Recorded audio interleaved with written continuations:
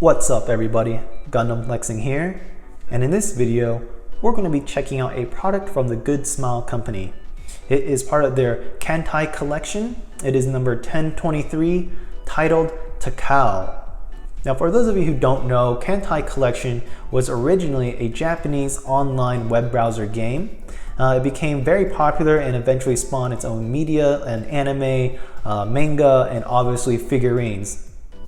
Now in its most basic form, Kantai Collection can be described as grabbing the navies of World War II, primarily Japan and United States, transforming their battleships, their cruisers, destroyers, and aircraft carriers into anime girls. And the Takao is no exception. The Takao originally is a Japanese Navy cruiser, and only 4 were actually produced in real life. None of them survived the war, obviously. But however, they did participate in major campaigns and battles, such as the Battle of Midway and the Battle of Salvo Island. Now, how accurate the Takao model is, the Nendoroid is to the actual schematics of the cruiser, I don't know. So in terms of like the number of turrets and armaments, I don't know how accurate it is in regards to the model. What I do know is that this Nendoroid figure is pretty cute. It's worth about $70 and came out in 2019. So before we check out the model we see in front of you, we're going to check out all the extra items first that aren't on the model. And coming up first is the arms and hands. So one great thing about the, at least this particular Nendoroid, is that you do have a lot of arms. Essentially you get a total of 6 arms. You have 2 straight arms right here. And you'll notice that she has open hands. And like any other Nendoroids, those hands and most joints are interchangeable. So yes, you're able to change out the hands. For example, we could change out the right hand. I just pop it open, and we're able to put a pointy finger right here. She also has a pair of crossed arms right here. So you'll notice that this arm does not have a slot for her hands, and this is a right arm. Notionally, what you'll do is when you attach this, the hand is actually going to be tucked in her underneath her left arm. So yeah, it fits very well, so you don't need a hand right there. And finally, you'll have a pair of crossed arms like this. Now this crossed arm is going to be her left crossed arm. Right now she has a right crossed arm right here, or bent arm, excuse me, which is holding a bottle, and we'll go over that. Here's the slot for the hands right there. So yes, you do get quite a bit of arms, but you're sort of limited by the number of hands. So if we could count the number of hands, you're going to get a total of 5 hands. Essentially 1 to grip the bottle, which is her only right hand, which is only for her right hand. You'll have a clenched fist, which is only for her left arm, and you'll have a pair of left and right open hands, and only 1 right trigger type finger right there. So a lot of arms, limited by the number of hands. And next, let's check out the faceplates. She gets a total of 3 faceplates. This one is her, what I like to call her ouchie face. You can see right here, it looks like she's about to cry, and she looks like she's flustered. Next one, you have her frowny face right there. And then she has the happy face right here. One thing is that I sort of wish we have on another face, at least a 4th faceplate, and that would be what I'd like to call her evil or menacing laugh faceplate. So something where her eyebrows are crossed and she's just laughing very menacingly while she's shooting her turrets. I think that would be a pretty cool addition. And like any other Nendoroids, these faceplates are very easy to remove. You just have to remove her hair, her cap, and then you're able to slide out her old face, and then you could interchange them with whatever face you want. Now for her legs, this is her only extra leg right here. She has a pair of legs right there, and both of them obviously can bend, but they cannot bend to this degree, and I believe this is for her right leg only. And here, right here, as you can see, the Good Smile logo right there.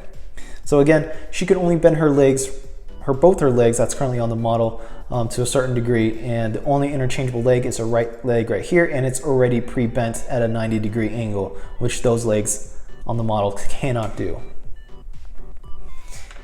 She also gets this cute little, I want to call it like a purse or a satchel. I don't know what it is, and the instructions don't really describe what it is either. However, it does come with like some sort of fake synthetic like a carrier right there, which according to one picture which on the side of the box, you could wrap it around her arm so it's like a purse. And if we look pretty closely here, you can sort of see like a command structure type thing right here. So I don't know, it might be like the command deck of the battle cruiser. So yeah, got one thing right there. And obviously you have extra joints, which is always appreciated from Good Smile Company. So just in case you break something, you're able to replace it, and you only get one. So, and now on to the model itself. One thing I want to show is this cute little Japanese airplane right here. It has the Japanese logo right there, and I believe this is the Aichi type sea-based bomber. So these bombers were extensively used by the Imperial Japanese Navy. You could tell that they have these two figures right here, which helps it land in water. These are bombers that were capable of, I think, carrying a payload of like 550 pounds or like a torpedo or something like that. But it is pretty cool. You only get one, and it does come with its own stand right there. It is pretty limited in terms of the way you could pose it, because once you put it into one of the slots, you're able to turn it, yes, but that's about it. And I know in the other Kantai collections, at least I have quite a few, and I know that I think it gives you a lot of zeros for one of the models. And I think it was for the Musashi class ships. I'm not sure. I have to go back and check my backlog.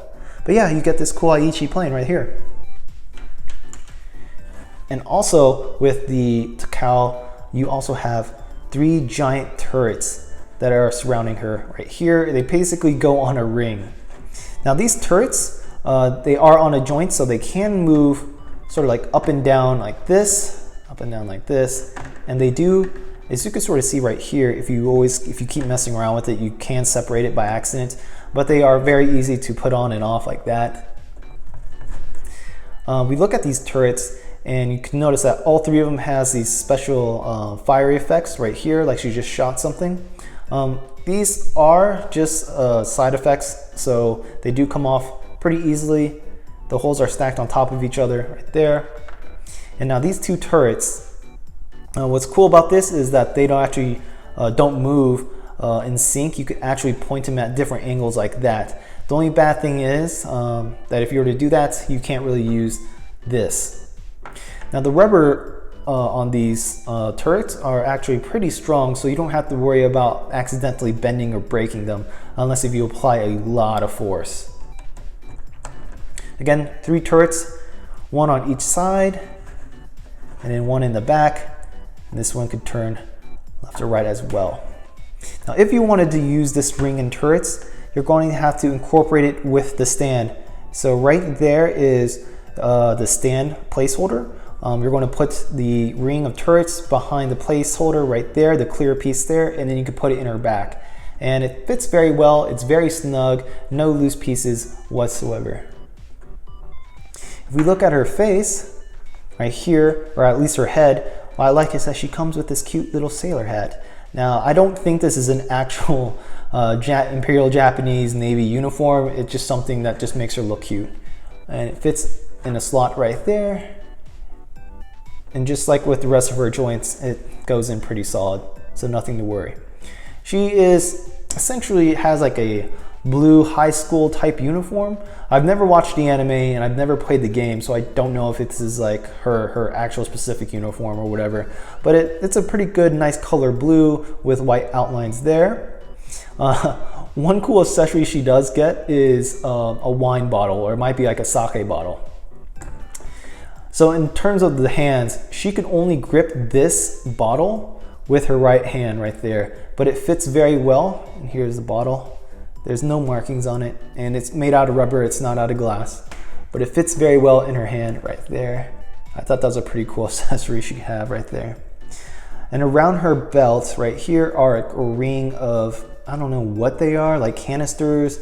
They might be like ammunition storage in the ship. But yeah, I have no idea what they are. She has a skirt, and she also has very, very small feet. So what you'll notice is that these feet, they have like these cool little rays that shoot out from the side right there. Like a little pistol, I guess.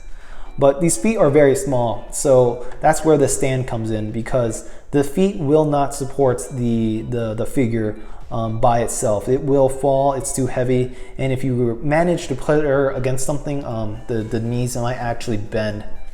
And those of you who want to see, this is how far her legs can bend, like that. So you're looking at this type of degree of bend versus the only other interchangeable, which is right here. So that's how far it could bend. But other than that, the stand is typical right here. The stand is typical like any other Nendoroid figure right here. You have a lot of holes for a lot of options. And of course you have a stand that's multi-jointed. You have a joint here, you have a joint there, and then you have a like a pillar type piece here, which you're able to twist her left and right, whatever. So overall, I actually sort of enjoy these figures, and as soon as I saw them online, I didn't know where they originated from, but I knew that they were a type of battle cruisers, or at least they represent the navies, their respective navies of World War II, and they just turn them into anime girls. This is one of many that I have. I think one that I really want is the Enterprise, which I think is the American aircraft carrier in World War II. The Enterprise seems pretty cool, and most of these figures have their own little special niche. Like she has her bottle, and she also has a the Aichi type plane right there. And I think some of the Musashi or Yamato class ships have like a fleet of Zeros, and like the Americans have like a P-51s, Mustangs, and stuff like that. So overall, I think this is a pretty cool figure. The price is a little steep for $70. I mean, for $70, you could definitely get yourself a very nice master grade Gundam to build. But yeah, this is just for collection purposes. That's all I really have to say about this video. So if you have any questions or comments, please post it down in the section below. As always, I appreciate you all for watching, and please stay safe out there. Peace out.